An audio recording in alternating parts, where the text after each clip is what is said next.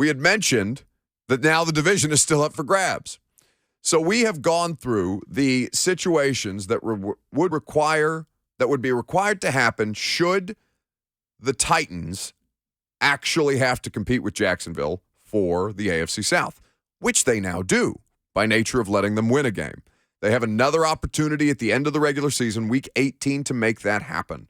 So how can you go about a scenario that presents the Jags with an opportunity to overtake the Titans or at least win enough of the tiebreakers to make this thing count? So if you go to ESPN.com, it's probably the simplest way to do this. They have the standings there for you. They have it metered out by league, by conference, by division, and then obviously you can select the playoff situation. Titans, one of the first 4 teams in currently by nature of continuing to lead their division. Bills, Chiefs, Ravens, Titans after yesterday's results. So then you come down to this thing and the Jags are now in the hunt. They're in the almighty in the hunt graphic. They win a tiebreaker, and so they're over teams now by nature of having a division win, an AFC win, and a head-to-head win over a team within their division. They have tiebreakers now over the Raiders and the Browns. Wins tiebreak over Cleveland. This is the write-up from ESPN and Vegas based on best win percentage in conference games. Division tiebreak was initially used to eliminate the Steelers, who now would have, they've been vaulted down, even though they're 5-8 because Cleveland has a head-to-head situation. So now, here are the conference tiebreakers as you see them. Head-to-head is the most important. Division record is second. So you say division tiebreakers? Yes. Yes. Okay. You said conference. I'm making it clear. If the Titans and Jags are tied on record. If I said conference, I misspoke. Yeah. This is if they have the same record and they split the head-to-head, which would mean the Titans winning in Jacksonville. Yes. So head-to-head, divisional record, common opponents, AFC record. That is the level of tie-breaking that would need to occur or happen for them to evaluate, okay, Jags in over the Titans, Titans in over the Jags. So now, as we went through the schedule and you look at the different ways that this could come about, well, the Texans are the Chargers game becomes critically important because the Jags own a win over them. And that was earlier in the season. It's kind of crazy to see the way that the Jags season has gone because that was in week 3 and they beat them soundly, right? That was at the time when we were kind of looking around at the Jags 2-1. 38-10. 38-10 on the road in LA. They went to SoFi and did that. After they blanked the Colts at home. And then how'd they follow that up?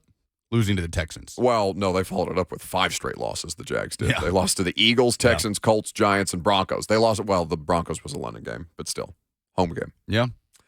So, capable in spurts, but not dominant. The Chargers also have this kind of variation to them when you look at what they've been able to do because they're not, by any stretch of the imagination, a perfect team right now, but as they showed again last night, they are capable of getting it done. Now, the Dolphins have problems of their own. At this point, the Chargers are currently also 7-6 and trying to battle their way back. The division would seem it's all but out of reach, even though they're technically still alive in that thing. But well, you talk about the Chargers game being critical, and it is because that's a common opponent. We just talked about it. The Jags beat the Chargers. Titans have them on the road next week. That's the third tiebreaker. The second tiebreaker, division record. Yep. Jags have 2 division losses right now. So we're already talking about the Titans are probably going to have to beat the Jags in Jacksonville. Let's assume they're going to have to beat the Jags in Jacksonville. Jags lost to the Texans, and they lost to the Colts this season. Titans only have 1 division loss that happened yesterday. Yep. So that makes that Houston game critically important. So critical. Here in Nashville for the Titans on Christmas Eve. What do you think that's going to look like? The Christmas Eve Titans-Houston game. I mean, it is of critical importance for the Titans to be able to, really, really strengthen their position. They are in a strong position, but it's teetering as of late. I'd be curious to see what the environment around that particular game looks like because they could have all but won the division yesterday, and it was better attended than I thought it might be, but Derek having a big half kind of got people into it early, so it kept people engaged for longer than you might anticipate. But yeah, I don't know. I don't know what that looks like. Not that home field advantage is any great thing, because it's not like there's going to be a bunch of Texans fans in the stands. Yeah.